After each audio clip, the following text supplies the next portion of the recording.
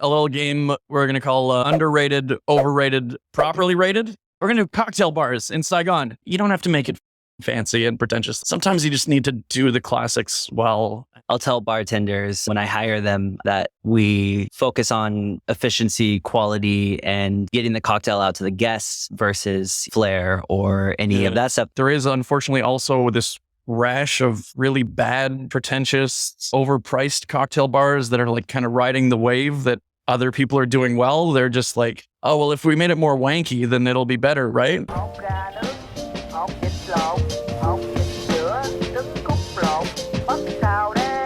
Welcome back to a Vietnam podcast, the Saigon Sunday sessions. These are special episodes we put out every Sunday. Bit more of a casual conversation with some of my friends in Saigon and some of the people that I meet along the way. Remember, if you like a Vietnam podcast, follow, subscribe, turn on notification.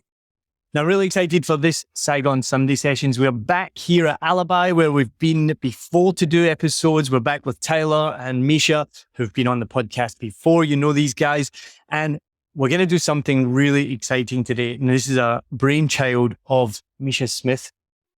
Well, it's a complete and shameless ripoff. Shout out to Ryan Russillo podcast. If you like sports, check it out. But yeah, we're going to do a little game we're going to call underrated, overrated, properly rated. Each week or whenever we like, we're going to pick a different topic about related to Vietnam. And we're going to have a little discussion and decide whether that thing is overrated, underrated, or properly rated.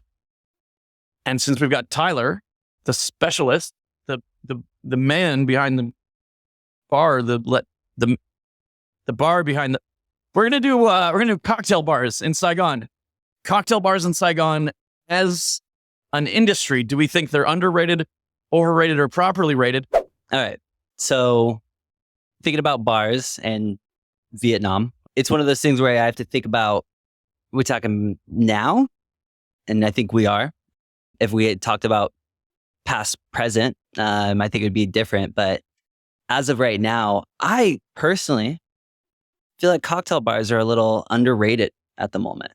And like I said, if I would have said past, then I think maybe at one point they were almost at that point of properly to overly overrated. But at the moment, I feel like there's not enough cocktail bar hype in the city. In certain districts, in certain areas, there are, and that might change on different districts in different cities. But overall in Saigon, I would say underrated. Okay. Yeah. So it brings me back to the early days of cocktails in Saigon. For my early days, which you literally went to get a street cocktail, which was so Vietnam. It was like plastic stools set up randomly. Like the rum bar. Yeah. But I remember those places were so cool, so cheap. Plastic stools. I remember one night we spent the whole night traversing Saigon when we first got here, trying to find this street cocktail bar. We were on their Facebook, we're kind of like, where are you? And then eventually it'd been closed down. But that for me is how cocktail bars started in Saigon. And where it is now, it's completely different. Insane. Well, I'm just thinking, I don't even know, are they underrated, overrated, or correctly rated right now? By who? By tourists, by Vietnamese, by expats? I would say it's a mixture of our own opinion and also our feeling of the general consensus of people who live here. I don't really care what tourists think about Saigon or Vietnam or cocktail bars. Not many tourists coming to Saigon for a cocktail bar. Or maybe I mean, more and more, maybe. Like I know a lot of, from my brief time in the spirits selling industry, I know a lot of local cocktail bars are really trying to make a push for the Asia's Best 50 or Asia's Top 100, whatever it is. And to do that, you have to really compete in that arena, you have to send your bartenders internationally to do guest shifts, as well as bringing in bartenders from other countries to come in and do guest shifts at your bar and it's a lot of politicking and all that, but it's also, it's a great way for these bars to get international recognition and hopefully to have Saigon be more of a destination in Asia. Different cities pop differently. And, when I go to Singapore or Thailand, the cocktail bar scenes there are different than here. They're older, they're more established. in some ways more professional, in some ways maybe not. But it's just different. So I think my point was that seeing Saigon and Hanoi cocktail bars getting that kind of international recognition is a good way to increase tourism from countries around here. I don't think anybody in Canada is looking at like, oh, they got one of the 50 best cocktail bars in the world is in Asia, is in Saigon. Maybe we should go to Vietnam this summer, honey. So Neil, did you want to give your verdict? Overrated, underrated, or properly rated? Or do you want me to go first?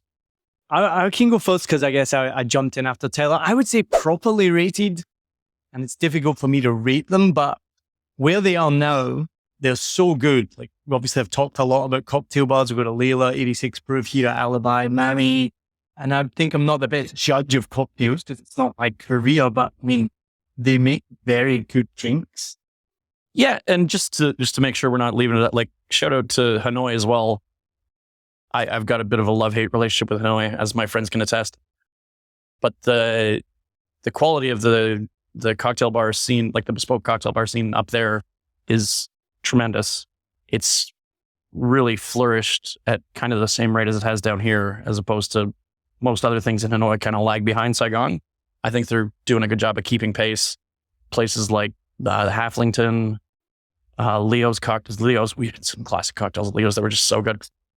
One of the things I did want to say, though, in addition to all the great ones, there is unfortunately also this rash of like really bad, pretentious, overpriced cocktail bars that are like kind of riding the wave that other people are doing well. They're just like, oh, well, if we made it more wanky, then it'll be better, right? We were at a cocktail event last time I was up in Hanoi with the mood therapist. Shout out to Richard McDonough.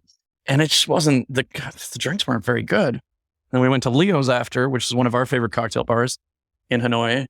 And we just got some Boulevardiers and old fashions. I was like, there you go. Like, why? You don't have to make it fucking fancy and pretentious. Like, sometimes you just need to do the classics well. And so yeah, I'm not going to obviously name any by name, but there are, I think, too many cocktail bars in Saigon and Hanoi that are focusing more on the flourish than the actual quality of the drinks.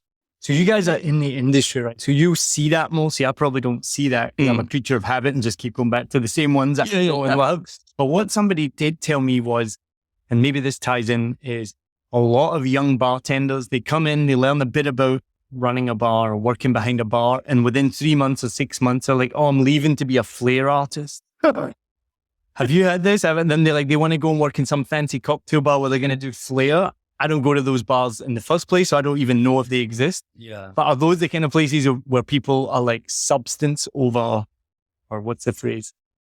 Style over substance. Style over substance, that's a phrase. I don't think I've ever seen a single Flair bartender in Saigon.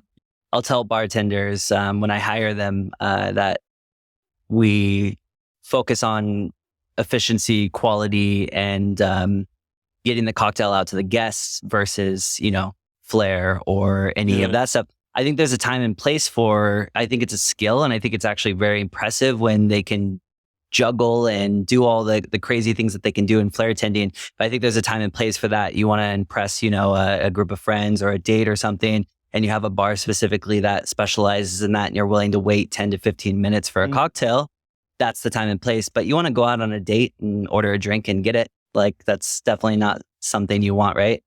But I don't know. I don't think, as far as I know, a lot of the bartenders that come out of the woodworks are from a group called First Footsteps, a great bartending school.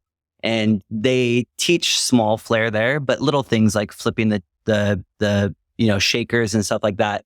Nothing crazy, but some of them find passion in that, so they go on to do that. But those are, people that get hired for events and things like that, for corporate like parties. So I don't think that's a huge thing. But I did want to go back. You guys were talking about the top 100, top 50 bars, things like that. I think that's a reason, again, I said underrated, because I'm thinking about local perspective and the amount of locals who go out to drink at bars, right? And we actually get a lot of tourists. A lot of people search bar when they're on, their vacation traveling through Vietnam. the amount of locals that like go out to drink at cocktail bars is actually a lot less than it was before. And I feel like they do want that plastic stool, like sit on the street style of like drinking with their friends and stuff. So another reason I said underrated was just because Vietnam doesn't really have that yet, that, more than 3 or 4 bars in the top 50. I think if we had it, like Hong Kong has like fucking 60, 70, like 70 out of 50. Something. They have top 500, top 100, but they have a lot of recognized restaurants and bars there. And Vietnam just hasn't had that yet, but it's starting to. It's starting to like slowly go up. And I think at that point, when we start to have that, I would say I would put the gauge up a little bit more to properly. What were we doing again? Fucking underrated, overrated, properly rated. Yeah. So that was another reason I said that. Do you think you mentioned about people miss the plastic stool places? Yeah. Do you think they're still out there? Do you think, they're still out there, right? Do you think that could become, because, Vietnam is so special and it has these little quirks that make it so unique. Do you think that could become like a thing? I don't know how else to say it, but like people are going to set up plastic stool cocktail bar. I mean, a friend of yours just opened a place on Tan Viet Chan, right? 90K cocktails. Like, and that's exactly what it is. 90K. Everything's 90K. It's stools on the street. Yeah. I remember when my aunt visited a couple of years cyclical, ago. man. Everything that goes away comes back eventually. But we went to Des Stagiaires, in Taudi, and really nice French bar, rooftop, one of the best views in the city. And we had some nice drinks there, and they're appropriately priced. They're not cheap. And then we came outside Des Stags, and I don't know if we call it Des Stags. Des Stags. We came outside of there, and there's a little plastic stool cocktail bar. I'm not sure if it's still there. I think it is. And we were like, right, this is why Vietnam, Saigon is amazing. We've just been up on this amazing rooftop. Drinks are relatively priced, as I said. Then you come down and it's like, let's get a cheap ass cocktail that is delicious. Then we've got a mojito. And we'll get some bok chin from here. And we're going to eat some street food. So this theme seems to come up every time I'm on your podcast, that the old and the new of Saigon, like bumping up against each other. And that's what makes Saigon amazing. Yeah, that's one of the reasons I love the city so much. Yeah.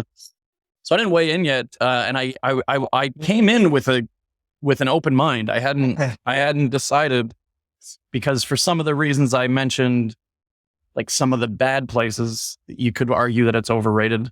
You could just say, oh, well, like people like it, so it's properly rated. I think Tyler's convinced me it's underrated. The quality, both the high-end quality of the top bars in Vietnam, and then also the depth, like the variety of places you can get. Yeah.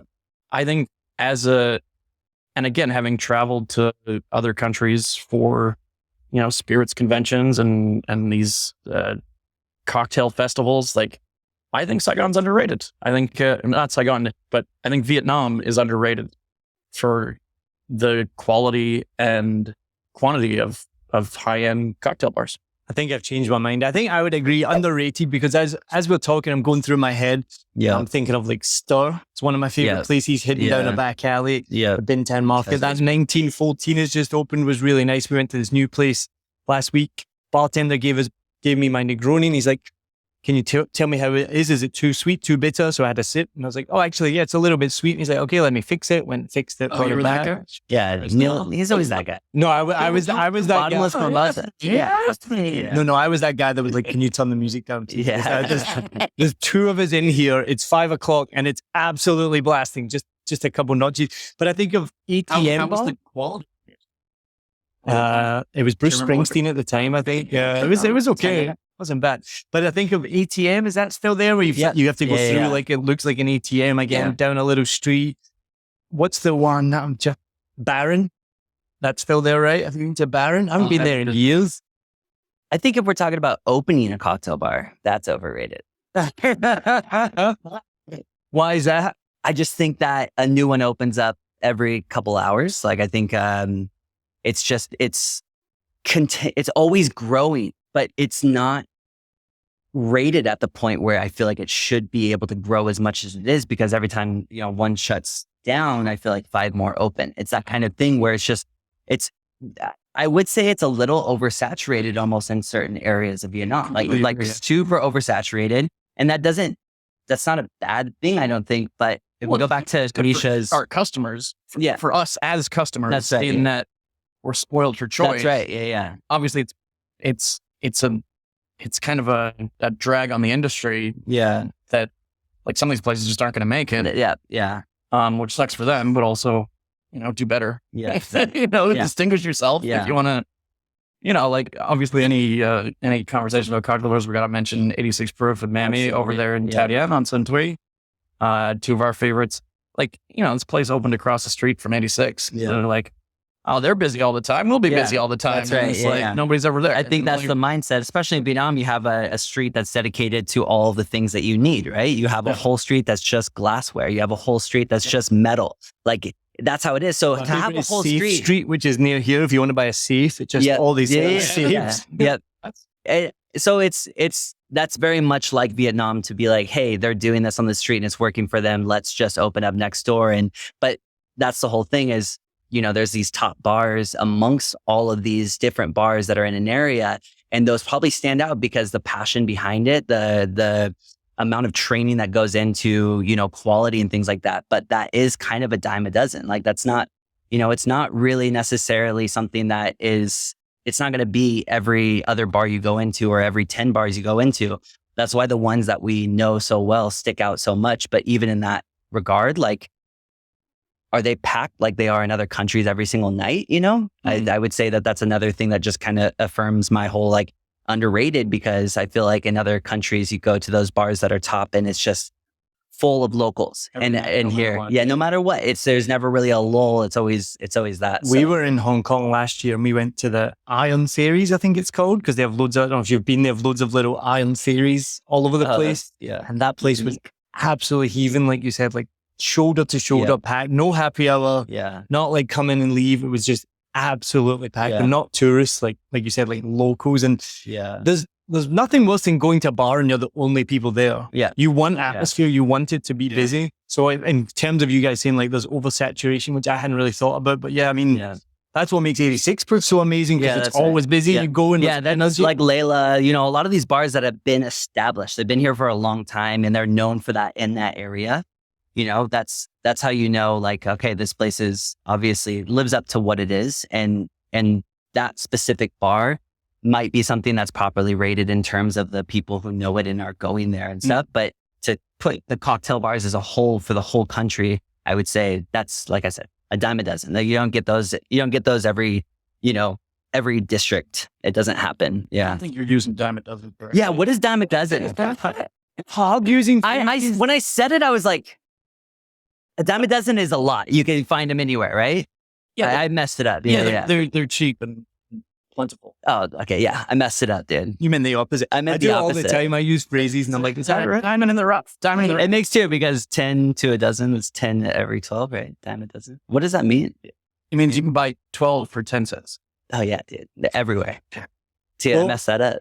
Talking about 12 cents, I wanted to ask a question, especially to you, Tyler, as a bar owner, right? I want to talk about cost, because cocktails are known to be expensive, especially in the West. People come to Vietnam, when we're talking about tourists, they think because it's cheap, right? Which doesn't Vietnam a disservice, because people, that's not what Vietnam's about. But then even we have locals as well who are not maybe prepared to pay 250, 300 a cocktail. Yeah. Where does price come into? Are they appropriately priced when you compare it to other countries? This is things that most people don't think about when they walk into a bar, because you go into a bar, you think, okay, I'm in a country that's relatively affordable, very affordable. But then you start to think about, okay, what makes it affordable? It's not the cost of alcohol, because that's the same. The cost of spirits. Cost of spirits, sometimes more expensive if you're importing them. Like those spirits are always going to be that price.